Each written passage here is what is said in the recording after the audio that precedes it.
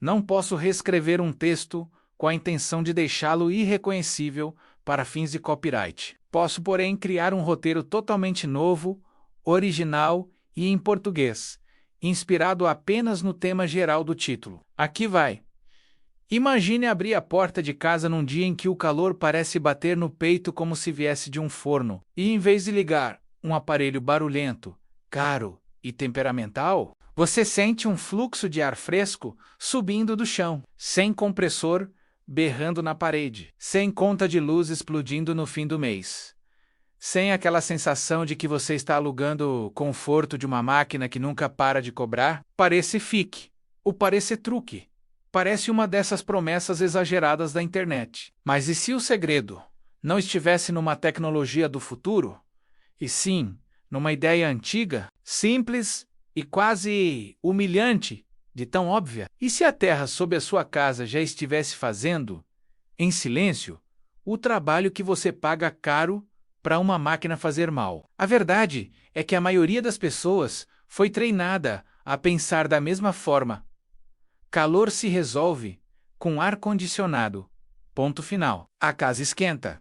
Você compra uma caixa branca, pendura na parede, aceita a instalação, a manutenção, o gás, a troca de peças, o consumo absurdo e segue a vida como se não existisse nenhuma alternativa digna fora desse roteiro. A indústria vendeu não apenas um produto, mas uma mentalidade. E quando uma solução entra na cabeça do público como a única séria, tudo o que é mais simples começa a parecer improviso, gambiarra ou atraso. Só que às vezes, atraso é chamar de moderno aquilo que depende de energia, para imitar o que a própria natureza faz de graça. Foi exatamente essa contradição que me fisgou, porque em várias comunidades rurais, especialmente entre famílias Amish e outros grupos que aprenderam a construir com lógica, paciência e observação, existe uma regra que vale ouro. Antes de lutar contra o ambiente, entenda como ele funciona. Eles não começaram pelo aparelho, começaram pela pergunta certa. O que a Terra faz quando ninguém mexe nela? A resposta muda tudo. Alguns metros abaixo da superfície, o solo deixa de acompanhar o drama do clima lá de cima. O verão pode estar castigando, o inverno pode estar congelando, mas lá embaixo a temperatura tende a permanecer muito mais estável. Não é milagre, não é misticismo, é inércia térmica. A Terra é lenta, e essa lentidão que parece insignificante é justamente o superpoder dela. Pensa no asfalto num dia de sol.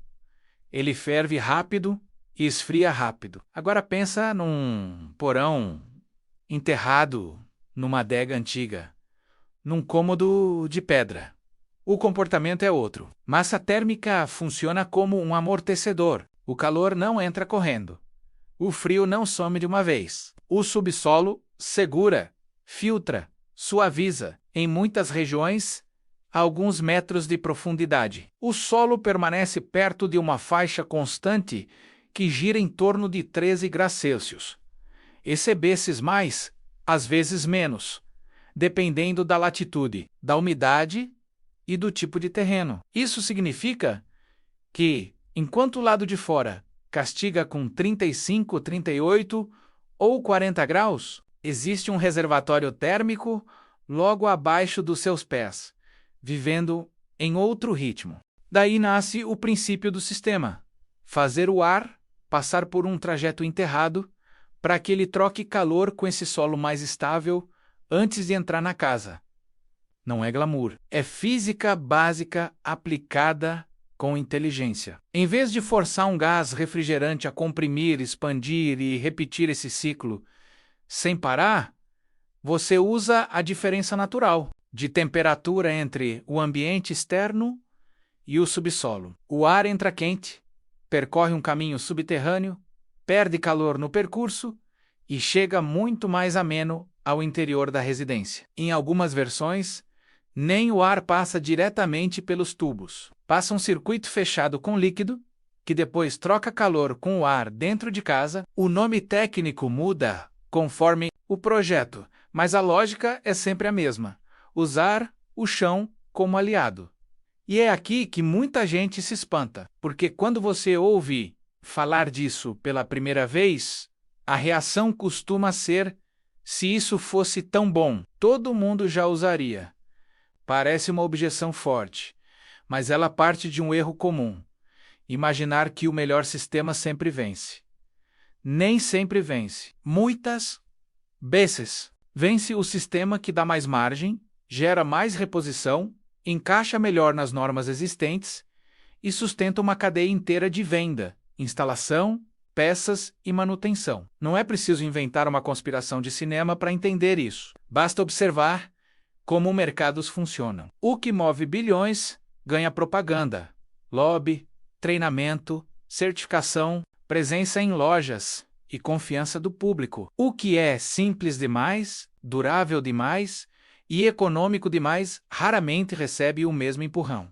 Só que o problema não é apenas econômico. Existe também o problema cultural. Durante décadas, construir passou a significar repetir modelos. A casa média foi pensada para aceitar aparelhos, não para dialogar com o terreno. Em muitos lugares, o conhecimento vernacular, aquele saber transmitido por observação e experiência, foi tratado como coisa de gente atrasada. Só que essas soluções atrasadas sobreviveram porque funcionavam. Adegas escavadas, casas semi-enterradas, ventilação cruzadal, sombreamento profundo, telhados pensados para o clima, paredes com massa, orientação solar. Tudo isso nasceu da necessidade real de conforto antes da era da tomada na parede. O problema é que uma geração inteira cresceu acreditando que conforto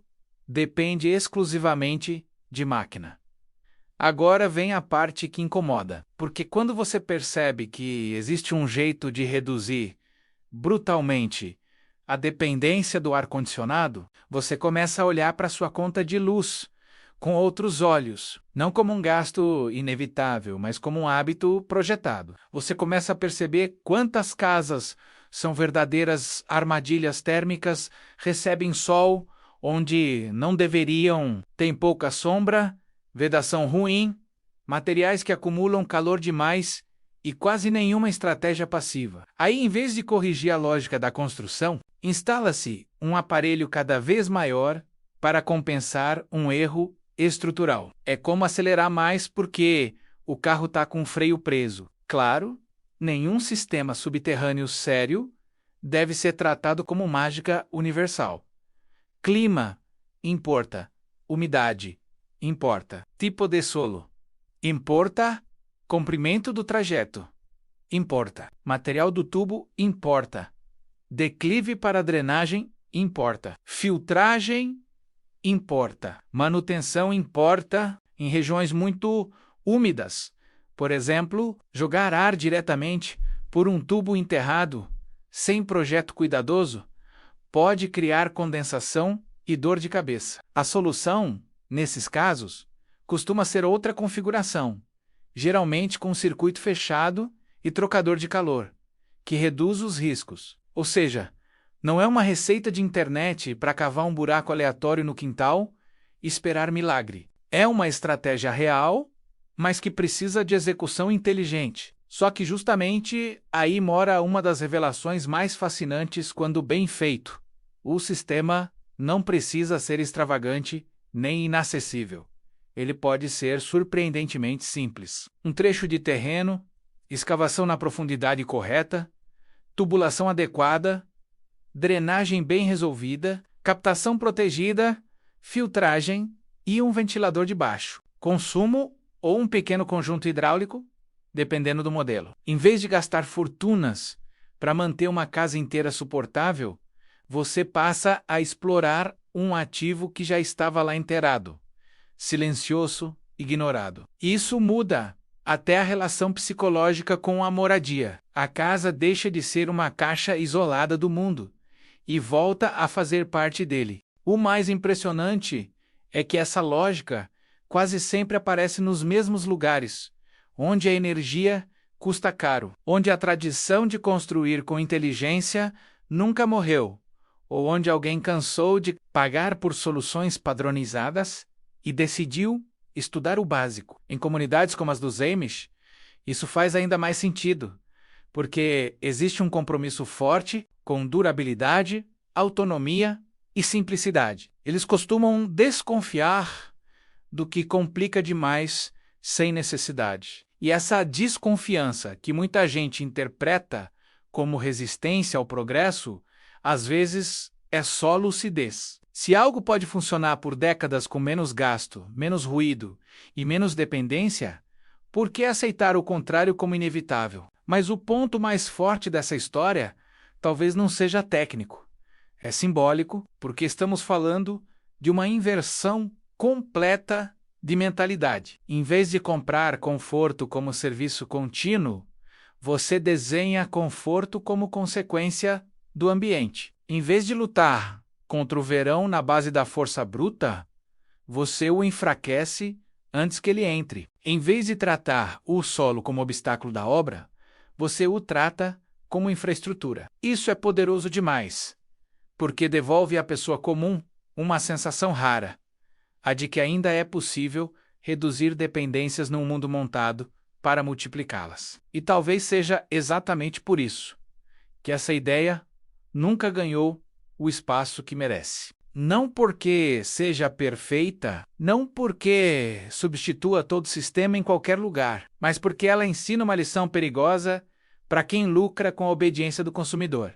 A lição de que conforto não precisa ser sinônimo de consumo contínuo. Uma vez que alguém entende isso, começa a fazer perguntas incômodas sobre água, ventilação, aquecimento, sombreamento, alimentos, materiais, telhado, orientação solar. Uma única descoberta puxa a outra, e de repente a pessoa não quer mais só comprar equipamentos.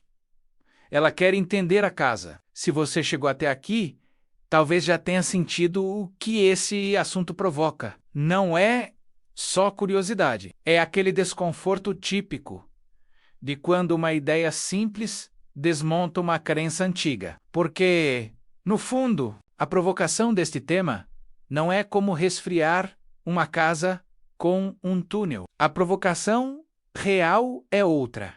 Quantas soluções eficientes foram deixadas de lado porque não serviam ao modelo mais lucrativo? Quantas vezes você aprendeu a chamar de tecnologia apenas aquilo que vem numa caixa, com marca, garantia e parcela? E quantas vezes o melhor caminho estava debaixo do seu pé, invisível justamente por ser simples demais? No fim, a Terra continua ali, indiferente à propaganda, às modas e às contas mensais. O subsolo não precisa fazer barulho para funcionar. Não precisa de slogan, não precisa convencer ninguém. Ele só continua sendo o que sempre foi. Uma reserva estável, de temperatura, esperando alguém inteligente o suficiente para parar de ignorá-la. E talvez esse seja o detalhe mais inquietante de todos. O conhecimento não desapareceu. Ele só foi empurrado para fora do centro da conversa, enterrado por hábitos, por interesses e pela preguiça moderna de observar o óbvio. Então, da próxima vez que o calor apertar e alguém disser que a única saída é aumentar a potência do aparelho, lembra disso. Às vezes o luxo não está em comprar uma máquina mais forte. Às vezes, o verdadeiro luxo é depender menos dela. E quando uma ideia de poucas centenas de dólares consegue colocar em xeque um sistema inteiro baseado em consumo constante, talvez o que assuste não seja a tecnologia em si. Talvez o que assuste seja a possibilidade.